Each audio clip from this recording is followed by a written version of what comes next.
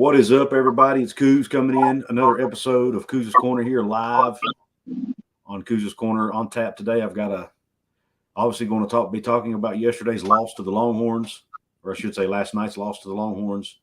I've had a night to sleep on it to see if I changed my opinion about anything. And thought I would bring my friend Mountaineer Paul on here to just chat about it, man. Get each other's thoughts about it, kind of see what we think and where does the team go from here. Before we get started, though, everybody, Paul is on Twitter at Paul Mountaineer. His handle is above his head there. You can find me at Coos206. Paul now has his own YouTube channel as well. I'll let him tell you about it. Yeah, you can find me at Mountaineer Paul Talks Football.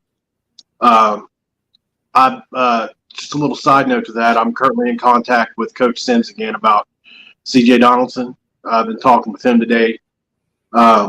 Haven't found out whether or not he wants that to be a confidential conversation, so I can't share details yet, but be looking for that to be up on my channel if he is okay with me talking about that, where CJ's head's at, stuff like that. So we're really all really glad that he's seems to be okay, but I'd like to know some details about it. Okay, cool. Appreciate you giving us that heads up. Real quick, we already got some people jumping on here. Everybody, please, as you come on, please take just 1 second, press the like button underneath. It gets this live stream out to more people. I thank everybody for hopping on here. We got W Mountaineer there with Kenny. Thanks, Jay Glizzy, 1999, Liquid Code, First Down Fishing. Greg Adams, thank you all for hopping on. And anybody, that's all the people I've seen in the comment section. And thanks for all the others as well. Thanks, guys. If you guys want to make sure your comment gets seen, you can leave me a super chat. It'll highlight your comment, and it'll make a small donation to my channel. But anyway, Paul, just real quick, man, I want to get your initial thoughts on last night's game. Now that you've had a night to sleep on it. Still extremely disappointed. Not only did we have extra rest, we had extra time to prepare. I know that it's not easy being a coach, and I know it's not easy getting, especially that back end together. But I mean, I heard you say it last night, Coos. I've heard other people say it. It's not so bad that they are performing, but it's also that we were fed this line of bullcrap for an entire summer. You know, that these were long players, that they had great recovery speed, that they had 3,000 total snaps between them. We all know the stats. The 3,000 snaps was a thing that was said over and over. The recovery speed, that was all said over and over all summer long. Obviously, those aren't the only issues that we had. Just looks like we were flat. We didn't come out ready to play. The entire first half, we didn't show up. Had we performed in the first half like we did the second half, maybe it would have been a game then. Obviously, Texas is more talented at more spots than we are. But, like Rich Rod did, he came up with extravagant ways to scheme against people and their deficiencies. You've got to out-coach people when you're at a talent deficiency. It's just what you have to do. Yep. So we obviously are at a disadvantage when it comes to that. Now, I mean, we all got set up for this because we saw Neal Brown go into Tiger Stadium and beat an LSU team. We seen him go when Nebraska was a much better team than they are now, go into Lincoln and beat a really good Nebraska team. And we all thought, well, hell, he has to be a good coach because he definitely didn't have the talent to beat those teams. And so it kind of, it plays this mind trick on you that like, okay, so now we, West Virginia, we're used to not having the talent that other teams have at some spots. So maybe he can perform those same kind of miracles for us, make us more competitive earlier than we, like Lance Leipold has. It hasn't happened.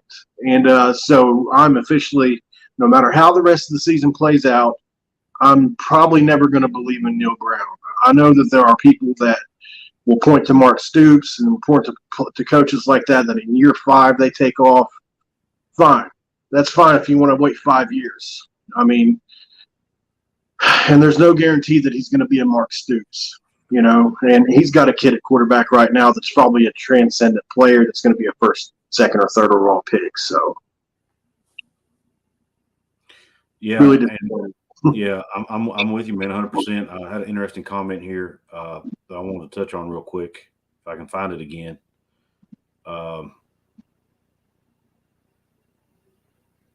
Let's see. Let me find it.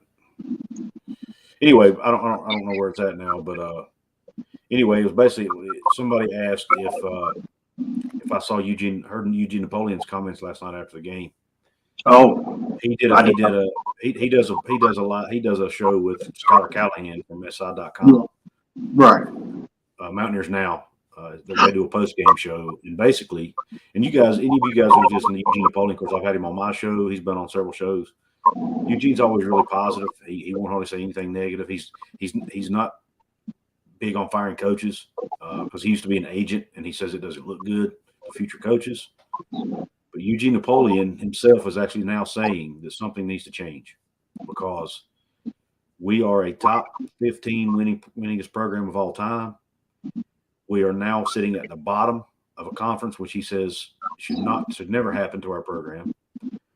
We deserve better than that. The program has always been better than that. And he says that, when you look at what Lance Leipold has done at Kansas in less than 2 years, when you look at the fact David Randall won a conference title in his second year, and here we are in year 4, and we're last in the conference. No more excuses, man. And I agree 100% with what Eugene said. Something's got to change. And like he and Skylar both said, and something I wholeheartedly agree with, Neal Brown is a good guy. He's a good dude, man. I like him as a person, at least from what I can tell. Obviously, I don't know him personally, but just from what I've seen in interviews and heard about him and everything, hearing from the media and the whole bit, he seems like a genuine, good person. But at the end of the day, he's getting paid to win football games, and this is a business. And if you are the CEO of a business and your business is not performing well, what happens? Wholesale changes. The board goes out and finds somebody else to take your place. And I think that's what's going to need to happen at West Virginia, unfortunately. I don't even know that Texas is the best team in the Big 12 this year. Are they good? Yeah, they're good. They're talented. We all know that. But are they the best team in the conference? And here's the thing. Like you said, we had 2 extra days to prepare, and they were doing things. It almost looked like they knew what we were going to do before we did it. Like we would throw a screen pass, there would already be 4 Texas players there waiting on it. Yeah. But when they throw a screen pass, we might have one guy over there, and he was facing 2 blockers. That's because sorry. That's okay. And their guy would run for 10, 15 yards. So it was almost like it's like their staff was more prepared. They had their guys in the right spots. And offensively, I don't know if JT wasn't switching out of stuff like he usually does, or if the coaching staff had schemed up the wrong way. But for whatever reason, it seemed to always be the wrong play at the wrong time in a lot of cases. And, of course, the drop passes are back again. It seems like anytime this team plays against a team that is good defensively, they drop balls. And it's been – Neal Brown even said in his post-game press conference, it's been happening for 4 years, and it's the same guys doing it. He basically said he's at a loss for words. He don't even know what to do at this point. I don't even know what to say about it because it keeps happening. And the thing is, it's Sam James and Bryce Ford Wheaton, who are 2 of our top 3 receivers. You can't take them out. So what do you do? And I can't imagine being JT Daniels and putting balls on the money and having them drop them like that all the time. I mean, it's got to be so frustrating. And then the offensive line, just what happened to them yesterday? I mean, now I get it. Texas was extremely big up front. They had a guy that was like 340, 350 at nose tackle. And our offensive linemen are small. But, man, this is big boy football. You've got to figure out a way to scheme around that or something. Real quick, I want to address the super chat, $2 super chat to Jacob Yoho. I don't see a comment attached to it, Jacob, but I appreciate the donation, man. I appreciate your support for my channel here and what I'm doing here. I just want to shout out that real quick. But, I think let's go over the stats. I'm going to read the stats off real quick off ESPN. We got to beat almost every category. You look at first downs, they had 25, we had 22. Third down efficiency, they were 5 out of 9 on third downs. We were 9 of 18, which 9 of 18 is not bad. total yards they had 446, passing yards 314, passing was 336 to our 253. Rushing they had 110. We had 61 yards rushing. 61 yards. You can't beat the team if you can't run the ball. I mean, you can't do it. They did have more penalties than us. They were more penalized, and there were no turnovers. Which again, we had multiple opportunities to get turnovers and didn't do it. There was a ball on the ground once. There was a couple different times they could have gotten interceptions. And we actually beat them in time of possession, 32-10 to 27-50. They just played us to death, man. I mean, they kept hitting long pass plays. Our defensive backs couldn't cover anybody last night again. And basically, at this point, I think the guys who went out and got the transfer portal in the defensive secondary are just misses, flat out misses. The guys just aren't panning out like they thought. What do you think? 100% agree. I already kind of went on a little tangent about, what we were being fed about them all summer long. The Xavier Worthy play, the double move, I don't think there's not too many corners in the country that would have not been – that was such a good move. But that's really the only one of the night that I was like, well, 50-50. He's just such a good move. Got beat it. He goes inside, he goes outside so fast. But I don't know. It's almost like we've harped on all this stuff so much now. Where do we go from here? And I think that's where Napoleon was coming from when he said wholesale changes, need to be made. As much as I love Graham Harrell, even if he has to be gone at this point, I don't care. I'm just ready for something else, a different regime, a different outlook. I welcome a new coach right now, and just the anticipation and excitedness that comes with that, assuming it's the right person. And I completely agree with what he said about Neal Brown being a good dude. Man, I'm a good dude, and I struggle from week to week. So I don't know. Being a good dude doesn't get you anywhere in life. I'm not going to buy into that anymore, because that's what really has kept me on board for so long. I watch his press conference and I think, man, I really like that guy. But it's just not something that I'm willing to walk with anymore. Neal Brown is not the guy for us. He understands our culture. He's a Kentucky guy. But outside of that, I'm really not sold anymore on the entire situation. Of course, as far as the offensive linemen go, I don't understand you're asking these guys to reach block against these big defensive linemen like they have. When you have a defensive lineman named Snacks, you've got a big D lineman. And to ask our guys to reach block against them makes no sense at all to me. Reach blocks are so hard anyways, and usually when a guy's bigger, I mean, that's his own concept. I get it. You can't change your scheme. But remember Neal Brown's first year with us, whenever we were having trouble running the ball, how creative he got trying to get us running lanes? When you're up against a team that you might feel like you're outmatched against as far as your scheme goes, you have to get creative. And on the other point that you had, the biggest thing I thought, and I listened to the podcast last night with who are the two guys, the writers that do the podcast. What's their names again? Kazaza and Anderson. Yeah, I listened to that too. He made a great point about complementary football, and how the plays were strung together in a way for Texas that was complementary. And it really that's really true. That made really great sense to me. Watching the Texas team play off of each other, the plays one after another in synchronization, it was really good. Yeah, I agree. I mean, and I'll be honest with you. I saw a comment earlier that there are too many screen passes in this offense. Yeah, I noticed that too. But it's been working up until now, so I didn't really, have no issue with it. As long as it works, I don't give a flip if I throw 100 of them. I'm trying to find who put that so I can give them credit, but I'm having trouble keeping up. Yeah, there's audio issues, Craig. I know there's an echo, man, and I don't honestly know what to do about it. I think,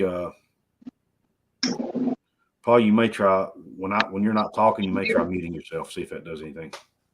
Okay.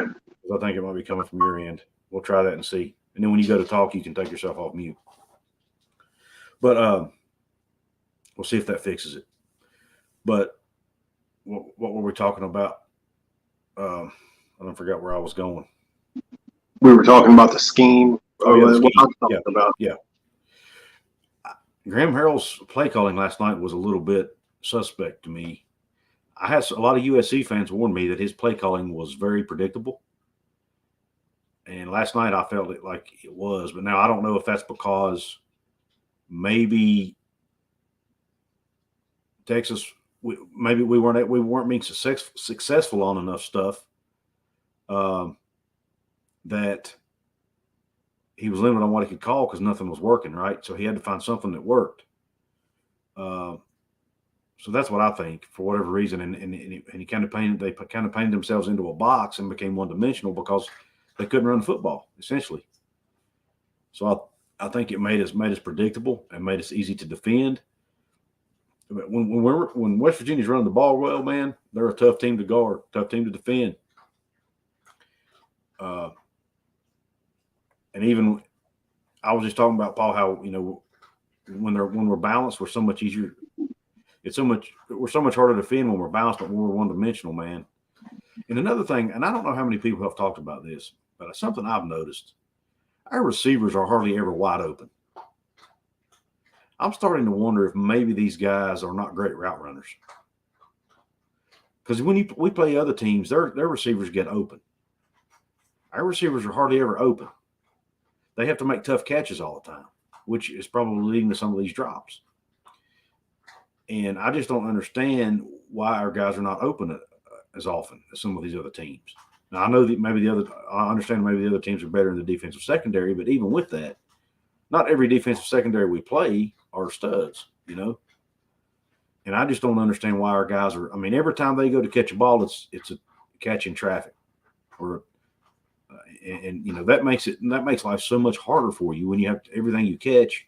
You have a defender draped all over you, and maybe there's route running issues. I don't know. I'm not a wide receiver coach, so I'm not going to try to act like I know what I'm talking about here. But it's just a theory, that something I've noticed in watching all the games is our guys are almost never wide open. And it forces the quarterback to have to throw the ball almost perfect every time, which is not going to happen because they're human. Even JT Daniels doesn't make perfect throws every time. And I thought he was off a little bit last night as well. He was making some throws that I thought were off the mark a little bit. Now, a lot of them were still catchable, but they weren't, he wasn't necessarily catching guys in stride like he normally does. They were having to reach for a lot of stuff. But, so I didn't even think he played his best game. But that being said, you can't put it on him. He did enough to win the game. He didn't have enough time to throw the ball. Our run blocking was bad. Guys weren't catching balls. And then on defense, we couldn't cover anybody. And at some point, man, you have to lay it at the feet of the head football coach. It's his job to get the team ready. It's his job to have a scheme ready. It's his job to have them ready to play. Paul, I'm going to ask you this. Do you think this team is bought in to Neal Brown 100%? That's a good question. I think there are some that are, because if you listen to the interviews, they echo a lot of what he says, which is a pretty good sign. A lot of times that the guys are either bought in or they're mimicking, something too, because they don't want to keep it under wraps. But what made you ask that? Just conversations on Twitter. Yeah, that and some conversations on Twitter. I don't know. That's a really hard question to answer, without. I would say Chris Anderson or Mike Casazzo might have a better feel for that, but they're right there in the middle of it all. But my gut feeling is that it's probably like a 70-30 type of deal. I don't think everybody's bought in. And it shows up on the field. Another thing is iron sharpens iron, correct? Yeah. So our receivers go up against the worst secondary in the Big 12 in practice every day. They have nobody to test them. And they haven't had all summer long since Jackie Matthews and those guys left. So Daryl Porter, Nick with the exception of Charles Woods, obviously. Well, yeah, he's been out. Yeah, that's true. That's true. But yeah, but I knew, but other than him, I mean, one guy can't do it all, right? Right. So, and you're talking about the totality of a look from a secondary, and as far as a quarterback's concerned, when you look out there, you see the entirety of whatever defense, whatever shell they're in. So when those guys, because they're not in the right spots, obviously, very rarely are they in the right spots, even if the defense is being called right. Because I think people were questioning Jordan Leslie's acumen a little bit. And I don't know. I just don't think it's a Jordan Leslie problem as far as X's and O's go. We saw the scheme work for 3 years. The players aren't being coached correctly, or they aren't getting it. I don't know what the disconnect is. Yeah, 3,000 snaps. I mean, you would think they would adapt a lot quicker than they have. Oh yeah, I agree. Is there still an echo? It's not bad when you're talking. I leave yourself off mute, and we'll see. Okay. Jacob Yoho, another super chat, man. Thank you. Says I saw Holes Green could have got yards on runs. Yeah, and that's something me and the guys from I was on the post game show last night with the guys from Country Roads Webcast over on West Virginia channel, on Mark Rogers West Virginia channel. And which, by the way, I ask all of you to please go subscribe to the West Virginia channel on the Voice of College Football if you don't mind. We're trying to get to the 1,000 subscriber mark, but right now I think we're about 700. But yeah, it's and I'm not saying JT Daniels is not the best quarterback on the team by any stretch. I know he is. Okay, but all the success West Virginia has had over the years, if you look back at our best teams, we had a quarterback that could run the football. Skylar Howard, guy wasn't a great thrower, but he could run, and he threw a good deep ball. He could throw good enough to keep teams honest. And when times got tough, he could tuck it and run and get you some yards, some tough yards. Pat White, obviously, Geno could run when he needed to. So could Will Greer. Will Greer wasn't a runner first, but he could scramble around and make some plays. I mean, and why are we running I've never understood why an offense would choose to run an RPO offense or a pass option when you have a quarterback that can't run the ball, because the defense already knows the quarterback's not going to run it. So you're taking away one of your. It's supposed to be deceiving. They don't know whether the quarterback's going to run it, whether he's going to hand it to the running back, or whether he's going to throw it. You're automatically taking away one of those options when you have a quarterback that can't run the ball. So why are we running RPO anyway? I just don't. There's just so many things that I just don't understand. And I even heard, I think it was Owen Schmidt or Jed Drenning on their podcast the other day talking about that. I think it was their podcast. It was one of the dozens of West Virginia podcasts I listened to. I heard somebody talk about how an RPO doesn't work if you don't have a running quarterback. And I'm thinking, okay, then why are we doing it? I mean, they weren't even talking specifically about West Virginia necessarily. They were just talking about in general football. And I thought, then why is West Virginia running an RPO? And we even did it with Jared Davis running an RPO, and you knew he wasn't going to run the ball. Yeah. I don't know, man. The Garrett Green comment made me think about that. I would like to see Garrett Green in the game some. I'm not saying he should start, but at least throw him in for a few plays, man. Keep the defense honest. Garrett Green. I don't know. If it was me, if we're going to make the change, I would rather see Nico or Goose, and whoever you feel like the future is, and let's just take our lumps this year. I mean, I don't know that we still wouldn't make it to a bowl game even with one of those guys at quarterback, because at least we would have some kind of running option. This is not a JT thing at all. Any other year, this is probably the perfect situation for him, but unfortunately, the kind of players we have around JT just aren't suited to what he's good at. The only thing that he really helps us with is his precision passing. Based on what you were saying a minute ago, our receivers aren't getting open. So his precision passing helps with that. But because he has to make tight throws and tight windows. But right. I don't know. Goose is really fast. I was really surprised in the spring game. He ran away from guys. We have 3 mobile quarterbacks behind JT. Any of the other guys could run the RPF system and be great. Nico's really mobile. He's more like a Tim Tebow though. He's not, extremely fast, but he's a bigger body, and He's puts his shoulder down. He runs really tough, and he's a rah kind of guy too. He gets really amped up over it. If you haven't seen that comeback of his versus Bishop Gorman, it's one of the coolest things I've ever seen. You know, and I know it's a little off topic, but no, that's fine. Yeah, I didn't see the whole thing, but I saw the ending of it. The last minute and a half when the comeback started, but or a minute and 20 or whatever it was. But yeah, when you look at the two top teams in the Big 12 right now, Kansas, Jalen Daniels can run the football. Oklahoma State, Spencer Sanders, that's basically what he does is run the football. Then you look at Kansas State, Adrian Martinez killing people with his legs. Yeah, you know. And another thing I think it does is when you have a team that might be a little deficient in other areas, like we were talking about earlier, one of the ways you scheme up to help with that is have a quarterback that can run. You throw an extra run thread in there to give the defense one more thing to prepare for. You've got to find ways to make yourself stand out from the other team. And when you can't match up with guys mano a mano, you've got to do something else different, man. And right now, West Virginia just don't have it. I mean, a good friend of mine was messaging back and forth with me yesterday, and one of the things he asked, and it was a very thought-provoking question, is what would West Virginia's record be right now if JT Daniels wasn't our starting quarterback? And it was one of the other three guys. What would our record be? It's a really good question. It's hard to say.